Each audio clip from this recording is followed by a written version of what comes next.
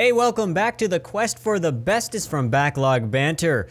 We here are on a very long discovering trek to find out the very best Best Picture winner 1 week at a time through the mercy of a random number wheel that we will be spinning at the end of this episode to find out what we're watching next week. But this week we are talking about the 1992 Best Picture winner Unforgiven, directed by Clint Eastwood. If you're wondering, my name is Timo Nelson. You can call me The Voice. I'm joined this evening by Tucker, the Arbiter of Hate, Hazel, Abram, the Arbiter of Truth, Buhner, and Tanner, the Man of the People, Dykstra. So we're going to talk about Unforgiven. It's a Western movie. We've gotten... You guys are giggling away over there. You keep giggling, okay? Okay. I'll Keep doing your monologue. I'll keep doing my monologue. So Unforgiven is a Western movie from 1992. We've had some thoughts about Western movies. And we're going to discuss them today. But before we discuss them today, we've got to do a little recap of what happened last week. Last week, we talked about All About Eve from Joseph L. Mankiewicz in 1950. It was placed at number 8. But we had a little special episode. 8 out of 20, yeah. So pretty high up on the list, actually, as our list grows and grows each week. But we had a special episode in between last episode and this one where we discussed The Godfather Part 2 problem. And through a little discussion, a little re-rank with our current ranking system that we like quite a lot, it actually got moved up past All About Eve to number 4. So All About Eve is now at number 9. It's a little confusing, but the top, let's just do the top 5 of the list, just to remind you of what's going on. Oh, there you go. We got Godfather Part 1 is sitting high and dry on number 1 place, Parasite at number 2, Gentleman's Agreement at number 3, Godfather Part 2 at number 4, and Argo at number 5. Yes. So there we go. When you see that beautiful, immaculate graphic that Timo has cooked up for us, it'll all click into place. That graphic is going to take me so long to make, and it's going to it's going to have all these moving parts. It'll be beautiful. Can't wait. So we're going to talk about Clint Eastwood's movie today. I want to talk about it. I don't even know what to think about it, so I want some people to talk at me and tell me what to think about it. I'm a blank slate today. You can influence me however which way you want. I'll doodle on you. That is, I'm giving you complete permission to influence my vote. It's up there for the taking. Who wants to begin? I do. Yeah, go Abram. I had to like a cowboy in the West be quick on the draw because I have a lot I want to say about this. And the reason is because, sure. Yes, in some respects, I thought this movie was I don't know if enjoyable is the right word because it's a little bit sad, it's a little bit dour, but I think that sequences in Unforgiven are very powerful. I'm not a big fan of the traditional Western. The aesthetic doesn't do much for me. The pace, the sort of tropes of the Western don't do a lot for me. But as I was watching Unforgiven, I found myself really compelled by long sequences of the film. For me, Unforgiven is a film that succeeds based not on the sum of its parts, but some of those parts individually. I don't know how compelled I am by the overall narrative. I don't know how compelled I am by certain character arcs. But when you're in the thick of a scene, there's a lot to really grab onto here. So I found myself way more positive about Unforgiven than I expected to be going in. Yes. I think I went in knowing that this was sort of like, people call it a deconstruction of the classic Western. It's starring an aged Clint Eastwood, directed by Clint Eastwood. I definitely picked up on some of those themes, even though I haven't seen a lot of Westerns myself. But just the concept and how that ties in with the theme of these aged. These guys who have aged out of the prime of their lives, the rootin' tootin' outlaws of the Old West, and now they're sort of trying to reconcile that. They're coming to terms with their own mortality, at the same time coming to terms with the mortality of all the people they've killed in their life. That was very interesting. We get a couple of fantastic actors. We got Clint Eastwood, we got Morgan Freeman, we got Gene Hackman. They all sort of share this past that's alluded to multiple times in the film, which is also partially a problem that I have. I know a problem that Tucker has. We watch this film together, as we often do. So I'll turn it over to him for his thoughts. So, I mean, I've got to echo a little bit of what Abram said, is that I am not classically a fan of Westerns. I've had a very tough time getting into Westerns, even at all in the past. In the past year, I did watch both The Magnificent Seven and Good, Bad, and the Ugly, which I would say are probably the two big classic Western films. And they're both good movies, but there's just so much sameness to the Western genre that I usually find my brain turning off to this. Now, Unforgiven, I do have to give credit where credit is due, does do a lot to subvert that. Of course, you got the small towns. Of course, you got riding on horseback. You got lots of vistas. But this film has, I think, more engaging characters than those other films, in my opinion.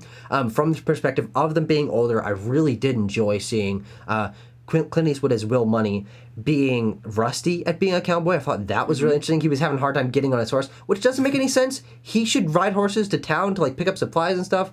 I don't think he stopped riding horses. It doesn't make a lot of sense that he'd be bad at getting on a horse. He stopped doing all the cowboy stuff. All the cowboy stuff he stopped doing. He doesn't know how to put on a hat anymore. No, but I like the aspect of him, failing at shooting out a can, which is, classic Western scene of the cowboy popping shots, stuff like that. It does subvert it in those ways. I think the twist at the end is pretty solid and does do a lot to bring his character into a different light and sort of reframe the entire story, to be honest. But in all honesty, I think this movie leans too heavily on its own history and in a way that takes away from the impact of the current stuff. Because, good lord, most of the dialogue in this fucking movie is just them telling stories about the past. Hey, you remember when that guy that we never seen, we never met, we never saw this scene. You remember when that happened? Oh, and then they reference this thing and they talk about character, development that happened in the past, which we don't get to see because there aren't really any flashbacks in this film. And I think that is unfortunately one of the big drawbacks of the film, is it leaning too heavily on expository dialogue rather than giving us, than show. It's a lot of tell, don't show, and I found that kind of frustrating. Timo Nelson, blank slate himself. The paper wall, who needs to be graffitied on to change his mind. That's me. I did enjoy this movie. I kind of like Westerns a little bit. They're fun. I don't always have like a super serious look at them. And watching this film, I found it interesting, the ideas, and like I found myself thinking about form of the film a lot. This film has an interesting form to me in like the path that our characters take. Basically a descent. I mean, we're going to talk about it. Let's spoil it. Clint Eastwood at the end of the movie goes on a killing rampage and he kills like 6 or 7 people. Yes. At the end of the film. And goes back to drinking. He gave up the bottle when he settled down with his wife, who's now dead. And he goes back to drinking, and he goes back to killing. Your dear departed ma. Your dear departed ma. Said that a lot of times. He did say that a lot of times. And so just like, I think that's a very interesting story choice of the film to move in that direction. Westerns to me are often cynical and don't have a lot of like positive outlook on the world. You don't watch a Western movie to feel good about the ability of the justice system to find and punish those who need to be punished. And so this film, I think, fits into that, and yet all these elements of the aging heroes and their inability to kill now that they're older. I mean, Morgan Freeman's character, Ned, he gives it up. He can't kill. And yet what does that get him? In the end, he dies as a result of that choice. And so some of that stuff is very interesting to me as a deconstruction. That's how I view this film, as a very late stage Western movie in the lifespan of a genre. This is like the last, where they look back and they look and say, okay, all these tropes, all these, how do we write a Western story? What's the structure? Let's take that and really, really mess with it just to make it we keep the look the same, but we just explore what else you can do within the genre. And I think that's where the movie shines. There's some really beautiful shots. I just want to lay it. Oh, yeah. I love the silhouette shot where it's that beautiful sky and everything is black and there's the outline of the tree and he's, the first shot in the movie, he's digging the grave. Those beautiful Texas skies. They brought up a lot of. It was Texas. Kansas. It was Missouri. It was Kansas. Most of the film took place in Wyoming. He lives in Kansas. Oh, that's right. He's from Missouri. They kept talking about Texas. There's a whole map. There is a lot of stuff that happens in the deep background of the film that I kind of just washed over me and I didn't really pay much attention to. Maybe due to failure of the film or not. I don't really know. But Yeah. it was enjoyable to watch, and I felt myself thinking about, oh, what does this say about mortality and getting old? Yeah. I want to note quickly, 'cause since Tucker and I sort of share the same problem, I want to provide some nuance on my take of like the very expository dialogue. You know, it's basically incessant. Every time that two characters share a scene, there's a good chance that they're going to talk about something that happened in the past. And I thought, and that recurs, and I liked it. This whole theme of like them telling the stories of their younger days. That was really interesting to hear them retell it. I mean, obviously you get like really these grizzled actors like Gene Hackman and Clint Eastwood that can convince you of anything that they did in the past. Sure. But, I feel like that does fall apart a little bit in the character development. Like Tucker said, a lot of the character development that we get comes from them saying, "Remember when this happened to you, and I felt this way about it." I get that is like the whole theme of the movie. It's these stories. These guys are basically legends, and now they want to just live their quiet lives.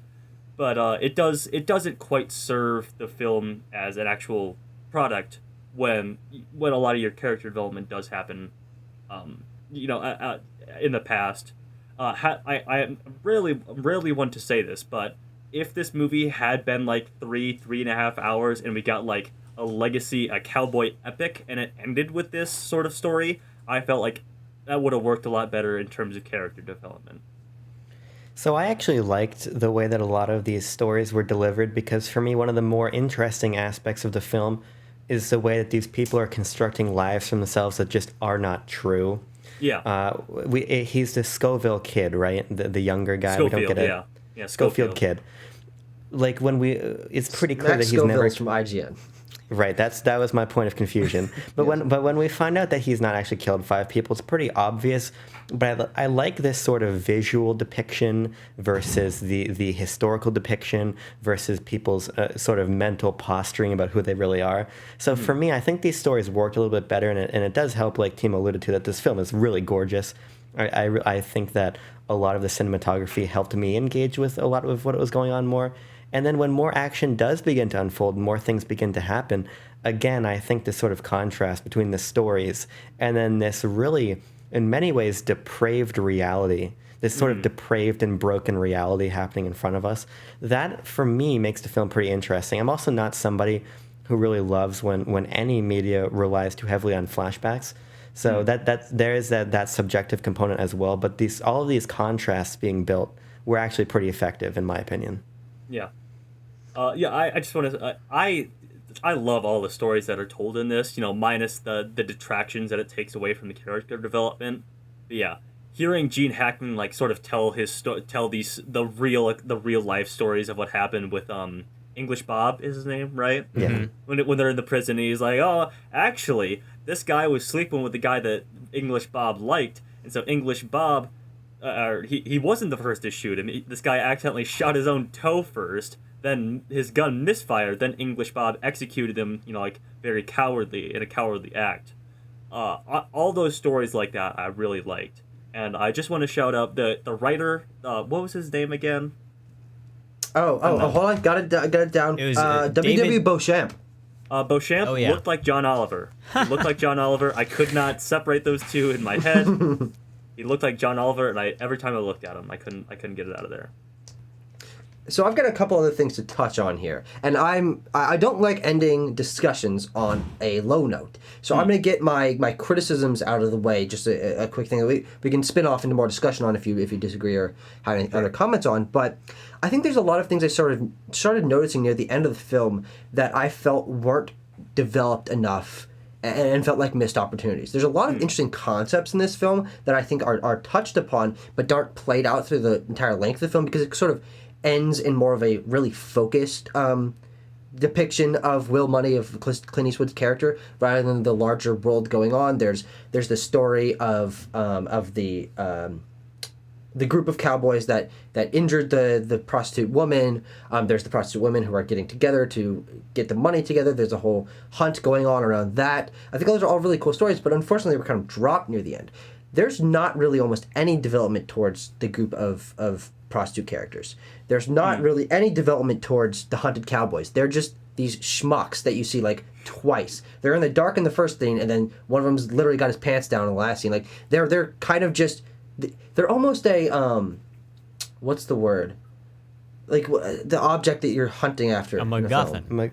Yeah, they're a MacGuffin. Like really, they're these nameless idiot cowboys who everyone's chasing after, but there's no development on them. You don't know who they are. And I really think it would have been more interesting to see why they had done something like that, why that they are in that mindset to have caused that pain.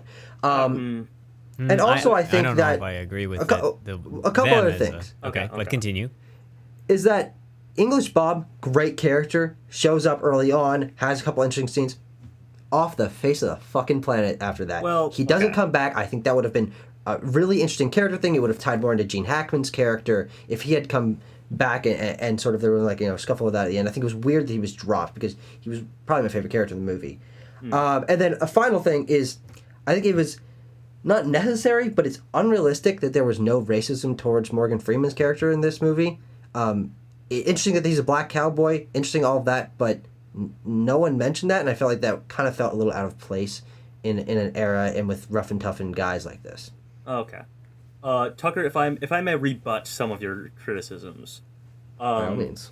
I think it's fine. I mean, this isn't a storytelling. This isn't a movie telling a lot of stories, so I think it's fine that we focused on Clint Eastwood's character, and I think it serves the theme that he's hunting down these guys that he doesn't really know. That's what he did in his past. That's like what he says. He's like, well, he does ask what they do, and that's all the information that he needs, is that he's hunting down these guys that did a bad thing, and that's reminiscent of his past. English Bob is something that's really interesting to me, because I think like we've talked about, this movie is a lot about stories. It's about a lot about legends, a lot about these identities that are built up, especially that we relate with the Old West. English Bob, and this can go with the Schofield kid at the beginning of the movie as well, are these guys who want to be figures like Clint Eastwood and Morgan Freeman. They want to be these larger-than-life, these angels of death that come in and they kill 6 guys with one bullet somehow. I don't know, but they want to be that. They idolize that, and English Bob is the aged persona of that. That's why he's having the biographer follow him in his life, because he wants to live on forever like that. And that's the opposite case with Clint Eastwood and Morgan Freeman, who want to live these quiet lives and actually earned these legends about them, but they don't want to live up to that. So I think it's fair that English Bob left. We saw the logical end to his journey when he meets, similar to Clint Eastwood and Morgan Freeman, the Gene Hackman character. He doesn't really want to live it down, but he's sort of more antagonistic with the legends the acts that he's committed in his past. But it does come to a logical end when that sort of false figure, that false legend, meets a real quote-unquote legend in Gene Hackman's character. I think I really like Gene Hackman's character. Sorry, Timo, but I think for me, I didn't really notice, because I did think it was strange when English Bob began to fade out of the picture. But I find that Gene Hackman's character of Little Bill, I believe, is probably my favorite character in the entire film. And watching Little Bill in what I think is the best sequence in the film, when they're in the prison and he's like, pick up the gun. Watching Little Bill deconstruct English Joe is really interesting. And the way that he's used, in some respects transparently, but I think pretty effectively, to build up this implicit that then becomes explicit, rivalry between Clint Eastwood and Gene Hackman is really interesting. Mm-hmm. So for me, I found English Joe to be a compelling tool to further Little Bill. I love the names in this film, by the way. I love those the Western nicknames and everything. I do agree, though, Tucker, with you in a larger sense. And I think for me, this is why development and the arcs and movement are why I find the larger picture of this film to not be as compelling. I don't think Clint Eastwood's turn to being this badass cowboy is all that interesting. I think it comes out of nowhere, and it returns to what Timo was talking about with the idea of this being a more meta deconstruction of a genre opposed to a more self-contained story. And so for me, while I liked that, it didn't ring very true, and for me that definitely was a problem with the film. So I also agree that, the guys who disfigured the woman shouldn't have been characterized more. I push back on some of that, but I think that development is a big issue with this film overall. And Clint Eastwood's character, for me, is a prime example of it. Yeah. That's interesting because I think that Clint Eastwood's character it's hinted at what he was. And for me, his arc is him going back to what he was at the end of the film. Sure. And in that idea that once you kill a man, you're not the same, which is shown through the the young guy, Schofield kid. the Schofield kid, when he kills the one of the cowboys at the end of the film, and he's like all torn up and shaken, and he's like, I'm never doing that again. I'm never going to be the same. Like that, I think, refers back to Clint Eastwood's character having killed so many people. He can try all he wants to go and live a normal life, but he can never go and live a normal life having killed all those people. And it comes back to him. It's this stuff that's burned into his brain. It's ingrained into him so much by just being a monster, basically.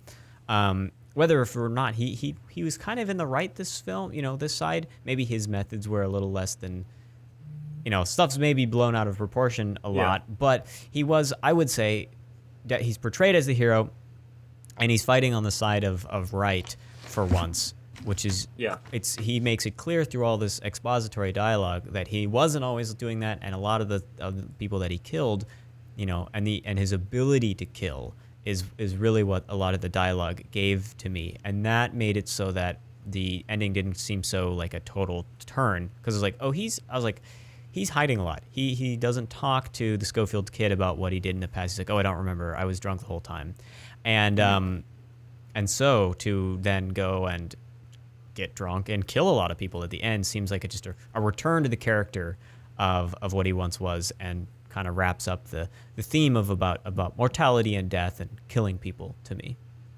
That's a really good point, Timo. So I was along with Abram on this. I did feel like that final sequence was out of place, but the thing that the fact that you point out there that it does serve like him returning back to his former glory or infamy, I guess would be the more accurate word. Sure, yeah.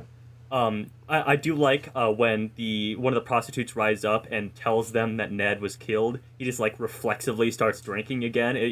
It's almost like they don't draw attention to it in any way. He just grabs the bottle away from the kid and starts swigging at it, and he looks off into the distance with that classic Clint Eastwood squint.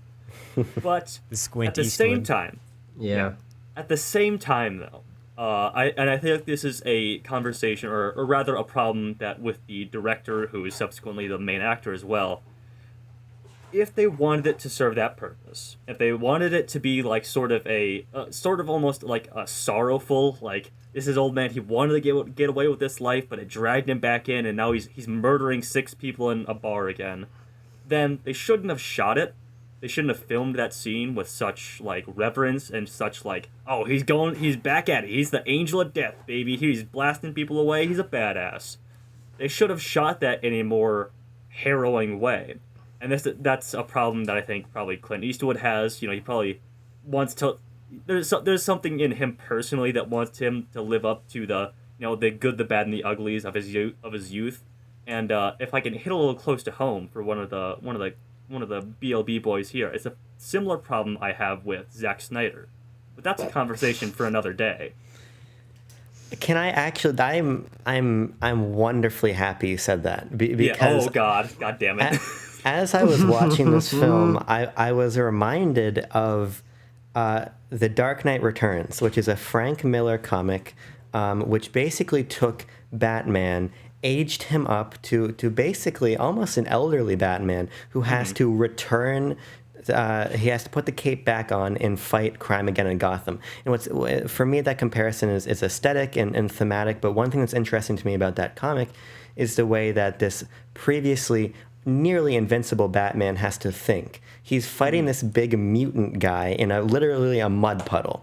And there's a lot of introspective dialogue Batman's having about, okay, this guy is younger than me, he's faster than me, he could break my neck right now. I have to plan my hits. I'm going to hit him here, I'm going to do this, I'm going to do everything. And there's this sort of sense that he's back and he's forced back into this life that he was trying to leave behind him, but he's different and he's older and he has to approach it differently. And there's something compelling to me about that I didn't feel with Clint Eastwood. Yeah, It he's felt just to me doing like- his old. He's just doing his old rootin' tootin' shooting again. Right, it felt like the same thing again. It was okay. My gun just jammed. I'm playing super hot now. I'm gonna throw my shotgun at the guy. I'm gonna pull out my pistol. I'm gonna start shooting. Right. What I would have wanted was a little bit more of that aged Batman. That sort of I need to think differently. I need to play this smarter. I'm not the young man I once was as much as I want to be. Yeah, and there's they sort of write that away with like, well, I've always been lucky when I'm killing people. It's like fair, but also like I totally agree with you.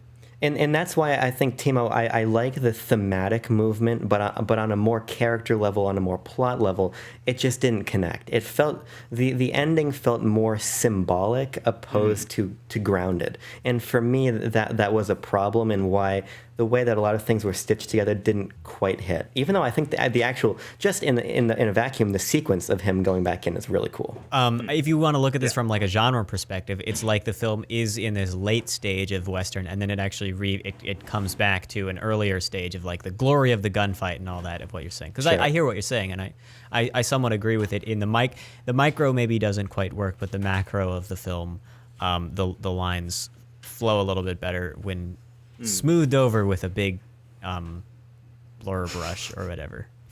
Sure. So I presented my cases of criticisms against this film. This, I have to say, out of any episode of Quest that we've recorded, is the most I've been interested and influenced by all three of you circling around me. It turns out I'm not the only blank slate here, huh? Nice. Yeah, no, in all honesty, like, Timo started talking. He started presenting his case that, no, actually, some of these things actually did feel natural. It should have focused on him, like, all that. I'm like, you know what? Make pretty good points.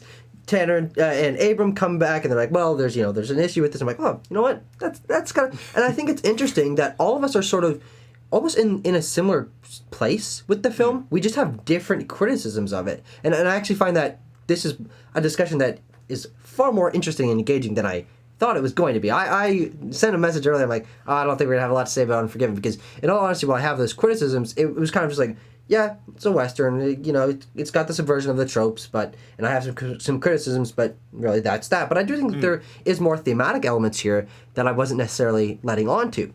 One of the notes that I actually have down is that I think the theme of, or the idea of dealing with the trauma of killing when it comes to these guys who do just pop off 5 guys in a bar, there is a trauma to that most of the movies in the genre don't deal with, because of course it ends, those movies end without time for the trauma to develop. But now that we're following a character who has had that time and has a kid or has kids and has sort of left the life and been reformed but then comes back to it, I think it's really interesting.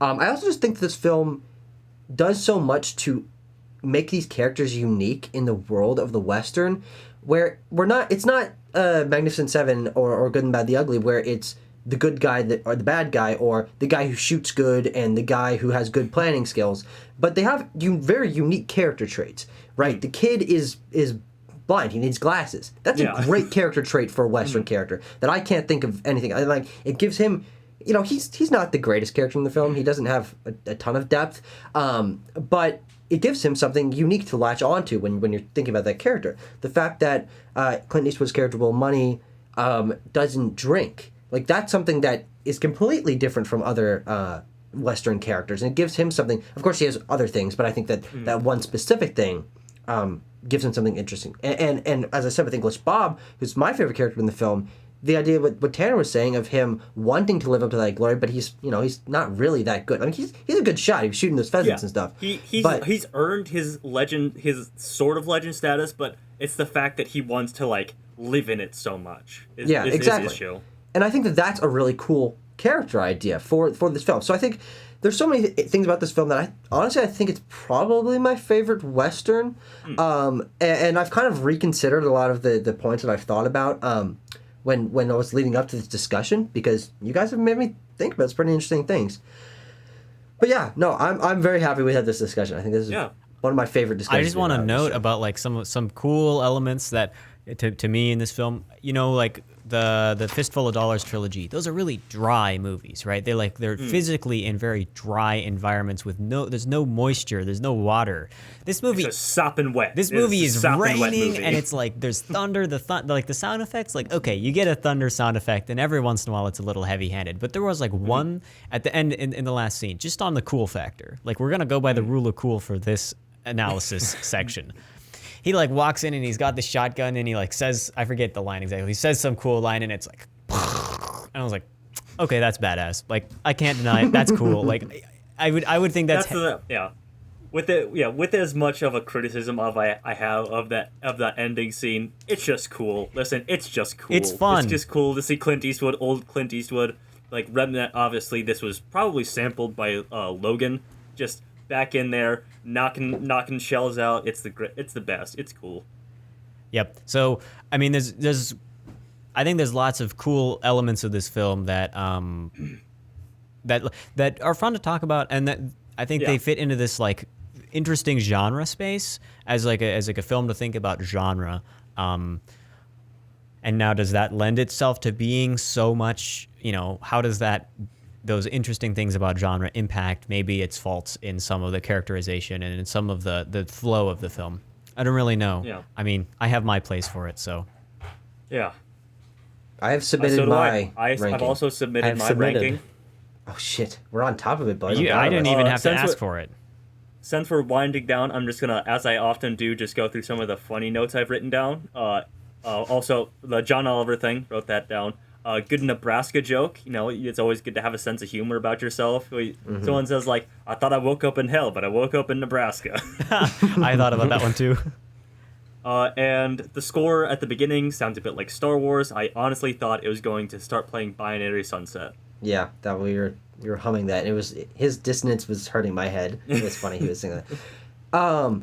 And you know what? It's my turn for my segment, the wins and noms Of course. this there of Unforgiven. One Best Picture, it won Director for Clint Eastwood, Supporting Actor for Gene Hackman, which you know what, good Yes. win there. I like Absolutely you. deserved. He was really good. Film editing, sure. I can't say I Okay. noticed the editing, but maybe that meant that it. Long did a good movie job. equals good editing. I mean, it wasn't that long. It wasn't that long. That was an average length movie. Could have been longer. If it was any Sure. longer, I would have been screwed, and we would have had to delay recording today. But it was also nominated for Best Actor for Clint Eastwood, which, good nomination. Yeah. Cinematography, good nomination. Original screenplay, production design, and sound mixing. All of those, great nominations. I think this is the first time I've really been satisfied Yeah. with the groups of wins and noms for a film. So we've talked about actor-directors before, and my issue with Ben Affleck in Argo, him not, like, I didn't feel like he was directed at all, but I feel like Clint Eastwood clearly knew what character he wanted to play, and he knew how to critique himself to get that performance. Yeah. So I was just happy to be like, you know, to see his, I'm always like, how do you do that? But I think Clint Eastwood did act did and it direct well. himself. I mean, he is. and then he and then he took his own lesson and warped it for the mule.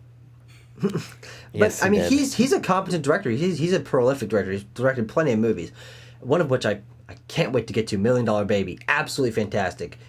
Superior performance, superior directing, superior movie. But it's gonna be interesting when we get to that and we're able to get, you know, we now have this as our baseline for, yes, his performance, but also his directing skills, and see how he does that in a more modern light. He's, of course, aged up significantly because time has passed between those two films. But oh god, imagine if we got that next. Oh, that would be. You can wish. well, please, You no, talked heart. about the baseline. I have a number for where Yes. this film goes to lay in our Clint Oh, Eastwood baseline. shit. So we are all like remarkably in agreement in this film. I think we were. Yeah. It's a. Oh, okay. It's a Interesting. little bit. We were having a little bit. You know, I didn't quite know my number position, but I kind of figured it out, and we were all thinking right in the middle. We're thinking a little bit above the middle, which puts it at. No, we got the number 9.5 on our numerical averaging, which means it would go in between All About Eve and Midnight Cowboy at number 10. I'm happy with yeah. that. I'm okay with that. Sure. That's exactly where I put it. That is You what wanna Tucker's reveal our vote. cards? I mean, I don't think we had one vote that was too far away. I mean, so Abram, you voted number 8. Tanner, you voted number 9. Yes. I voted number 11. So we went 8, 9, 10, 11. Wow. Oh. And now we have two cowboy movies Right right on. next to each other. Yes. What's the term for that in cards? A flush, Flush. right? No, a run. Or a run. A run. Yeah. It's a run. Make sure you flush after you've got the runs. After you run. Great. Yes. Okay, well, I don't even think we Yeah. have any. I don't have any. I mean, I'm just like, That's good. good position. Good job, guys. Yeah. I'm proud of you guys. I'm Great proud. work. I'm proud. All right. Do you think it's that time? I think it's that time. I know it's that time. Okay. Still thinking It's that time. Let's open Me. the spin wheel. Wheel song. Wheel. What's your deal? Wait, you can't. Give us a I haven't movie. started spinning it yet. You got to do. Oh, I'm sorry. I I'm also sorry. didn't Well, now we shuffle. get to hear it tease. twice. Little tease there. Okay. Are you ready? 3, 2, 1. Wheel. What's your deal? Give us a movie that makes us squeal. Is it on digital or is it on real? Wheel. What's your deal? You can't ask for more perfect than. I mean, it's just too good. Okay, the number. It's too good. As you guys can see it, I can see it. It's number 14. Ooh. Gives us a little bit more modern one. Mm-hmm. A Okay. little bit refreshing. A little bit more modern. 2002, directed by Rob Marshall. Attack of the Clones? No, not quite. Oh, damn it. Starring Renee Zellweger and I don't know, Queen Latifah's in it. John C. Reilly. We're talking about Chicago. Chicago, a musical. Chicago. Oh god damn it! Another musical. Yeah, baby. Yeah. I've seen this movie 3 times, I think. Good lord. Yeah. Never seen it. I've never baby. heard of it. Cellophane, Mr. I have heard very little about it. I know it exists, Been my but name, that's about it. Mr. Cellophane. Can we get a Tanner rendition of the entire soundtrack next episode? That's what I'm hoping for. I will do as many songs as I can remember. There's at Please least don't. 3 to 4 that I can remember. Oh yes, No. yes, they both. Oh yes, they both. Yes, they both. So we had the gun, the gun, so a the musical. gun, the gun. We get all the genres here. That lucky us. We've talked about a musical before. Abram wasn't here for our West Side Story discussion, but he'll be here for this next one about Chicago. Oh boy. I wonder Chicago I wonder how it stacks up. I mean, I'm looking forward to it. Expand my horizons on what I think is a good movie. I'm always welcome. I'm always welcoming that. All right. Any last thoughts, Abram? I can't wait for this. It's not Attack of the Clones, but I'll take it. I know nothing about this movie. There we go. It'll be fine. Great succinct statement. Thank you, boys, for joining me this evening. This is a good discussion of an interesting movie. I'm glad I watched it. Always like to put another feather in my hat of genre knowledge, I guess we'll call it. Sure. Nice. Because that's what I think this movie is really about. We will be back next time on The Quest for the Bestest to talk about 2002's Chicago, directed by Rob Marshall. It'll be interesting. However it goes, it's a musical. You'll get to find out what our thoughts are next time. All right, peace. So long. Goodbye. Thanks. Thank you for adding that. Based. My dad really framing. likes Western movies. Bass, cringe, bass. Is Oh, I that didn't all tell you Tucker. shit posting fucks know how to say? Watching Scrooged On on my your telephone. Dude, David Lynch is gonna come out of the fucking woodwork and kill you. I will. Well- I will carry a gigantic knife. Don't watch movies on your Well- fucking telephone. Tucker. Wait, hold on. I gotta tell you not to watch movies on your phone. That's my David Lynch impression. I screech on the brakes. I do a U-turn, go back, and I buy them and I save their lives, he said seriously. I named them Chucko, Buster, Pete, Bob, and Dan, and they are my boys, and they were in my office. They were my dear friends for a while, but certain traits started coming out, and they became not so nice. Looking straight ahead, he says with a grim finality, they are not in my life anymore. I can't wait for like 20 years when David Lynch dies or whatever, and we find out that he's been dealing with schizophrenia since when he was like 23. That's gotta be what's happening. But not by much. 9,000. Yo, Tanner, slap that belly.